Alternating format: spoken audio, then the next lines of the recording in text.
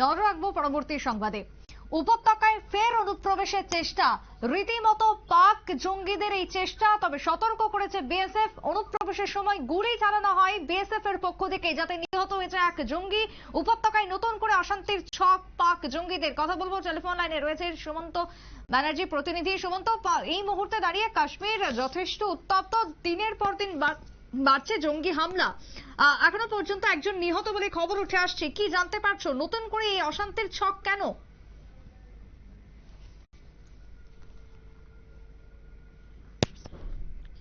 সুমন্ত, আমাকে কি শোনা যায়? সুমন্ত, আমাকে কি শোনা যায়? আমাদের প্রতিনিধির সাথে যোগাযোগ বিচ্ছিন্ন। তবে আরো একবার জানিয়ে রাখবো, এই মুহূর্তে উপত্যকায় ফের অনুপ্রবেশের চেষ্টা, এক প্রকার বলা যায় পাক জঙ্গিদের। এবং অন্যদিকে বিএসএফ রীতিমতো তাদের সতর্ক করেছে।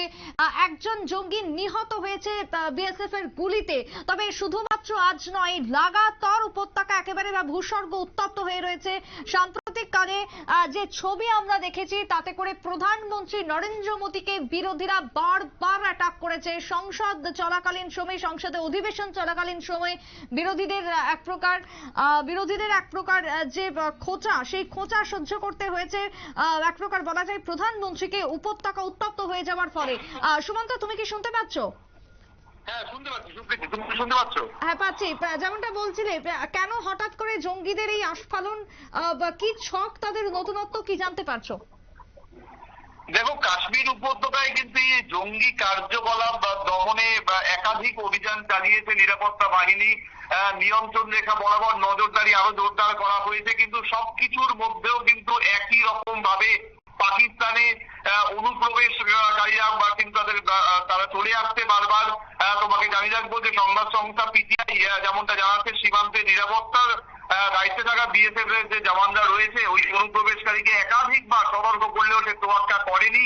সেই কারণেই গুলি চালাতে বাধ্য হয় সীমান্ত রক্ষী বাহিনী এবং তাদের মৃত্যু হয় ওই পাকিস্তানি অনুপ্রবেশকারীর। দেখো, বিষয়টা হচ্ছে যে বারবার কিন্তু এই ধরনের ঘটনা ঘটে যাচ্ছে, বারবার কিন্তু অনুপ্রবেশ হয়েই চলেছে। এবং যখন এই বিষয় সতর্ক করা হয়, তখন হয়তো মানে কোন রকম পদক্ষেপ করা হচ্ছে না। নিরাপত্তা বাহিনীর সূত্রকে উদ্ধৃত করে পিটিআই জানিয়েছে ইতিমধ্যেই যে বুধবার রাতে জম্মু কাশ্মীরের সাম্বাদে ভারত পাক সীমান্তবর্তী এলাকায় খোড়ার কাছে এক অনুপ্রবেশকারী ভারতীয় ভূখণ্ডে প্রবেশ করেছিল, এবং তখনই বিষয়টি নজরে আসে সীমান্তরক্ষী বাহিনীর জওয়ানেরা একাধিকবার ওই অনুপ্রবেশকারীকে থামার জন্য সতর্ক করেন, কিন্তু ইতিবাচক ফল না মেলায় গুলি চালাতে বাধ্য হন বিএসএফ জওয়ানরা। সীমান্তরক্ষী বাহিনীর তরফেও এই হ্যান্ডেলে বুধবার রাতের ঘটনা নিশ্চিত করা হয়েছে ইতিমধ্যেই, এবং ঘন ঘন চলছে অভিযান। তোমাকে জানিয়ে রাখবো যে একাধিক পদক্ষেপ করেছে নিরাপত্তা বাহিনী। সম্প্রতি নিরাপত্তা বাহিনী সূত্রে জানা গিয়েছিল যে পাকিস্তান থেকে বেশ কিছু জঙ্গি জম্মুতে এসে গা ঢাকা দিয়ে রয়েছে। তাদের খুঁজে বের করতে প্যারা স্পেশাল ফোর্সের কমান্ডো মোতায়েন করা হয়েছিল জম্মুতে, কিন্তু তারপরেও এই ধরনের ঘটনা যখন ঘটছে, সীমান্তে কিন্তু প্রহরা আরো কড়াকড়ি করা হয়েছে। তোমাকে জানিয়ে রাখবো যে এই পাক অনুপ্রবেশকারী তিনি ছাড়াও কিন্তু সেনার তরফে এখনো পর্যন্ত মনে করা হচ্ছে যে আরো যাতে কোনো পাক অনুপ্রবেশকারী প্রবেশ করতে না পারে ভারতীয় ভূখণ্ডে, তার জন্যই কিন্তু কড়াকড়ি করা হয়েছে বা সমস্ত নিরাপত্তা ব্যবস্থা। আমরা দেখেছি যে কাশ্মীরে কিন্তু গত কয়েকদিন ধরে বিভিন্ন জঙ্গি আক্রমণ চলেছে, এবং বারবার এই ধরনের যে জঙ্গি আক্রমণটা স্বাভাবিক ভাবেই আমাদের ভারতীয় সেনাদের তাদের প্রাণ যায়, বহু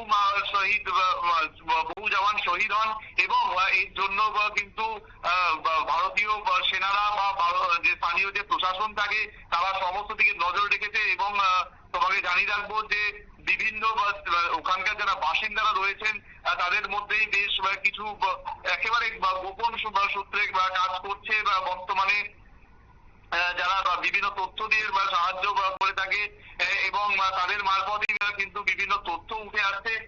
এবং এর পাশাপাশি সমস্ত যে এই বারবার যে জঙ্গি আক্রমণ ঘটছে, তাদের স্বাভাবিক চিন্তা বাড়ছে। সামনেই তুমি জানো যে জম্মু কাশ্মীরের বিধানসভা নির্বাচন, এবং সেই নির্বাচনের আগে এই ধরনের যে কার্যকলাপ তা বন্ধ করার জন্য প্রশাসন এবং সেনা ভীষণভাবে তৎপর হয়েছে, এবং পুলিশি টহল বেড়ে গেছে বা সেনা আরো কিন্তু নিরাপত্তা ব্যবস্থা বাধাসাত করেছে, যাতে সেখানকার মানুষ যাতে কোনো রকম ভাবে সমস্যায় না পড়েন, ভারতবাসী বা যারা সুরক্ষিত থাকেন তার জন্য কিন্তু সমস্ত রকম ব্যবস্থা নেওয়া হয়েছে।